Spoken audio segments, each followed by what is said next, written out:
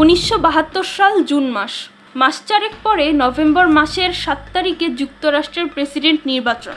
Republican পার্টির প্রার্থী Richard Nixon, যিনি তখনকার প্রেসিডেন্ট, 1988 সালের নির্বাচনে জয়ী হওয়ার পর নানা কূটনৈতিক উদ্যোগ নিয়ে নিজেকে এক প্রকার অপ্রতিদ্বন্দ্বী করে তুলেছিলেন তিনি।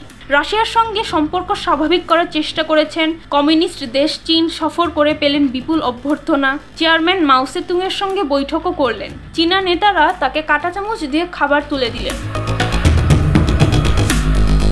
যথারীতি 7ই নভেম্বর প্রেসিডেন্ট নির্বাচন হয়ে গেল।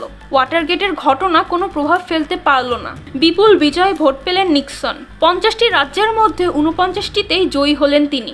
ডেমোক্রেটরা জিতল মাত্র 1টিতে। শপথ নিলেন দ্বিতীয়বারের মতো প্রেসিডেন্ট হিসেবে।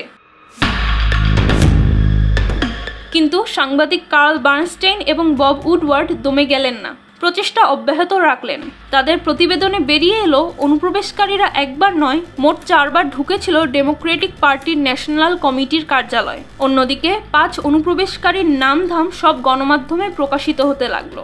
এদের মধ্যে ছিলেন জেমস ম্যাককর্ড নামের একজন সাবেক CIA কর্মকর্তা। ম্যাককর্ড কাজ করছিলেন নিক্সনের নির্বাচনী প্রচারের নিরাপত্তা কর্মী হিসেবে।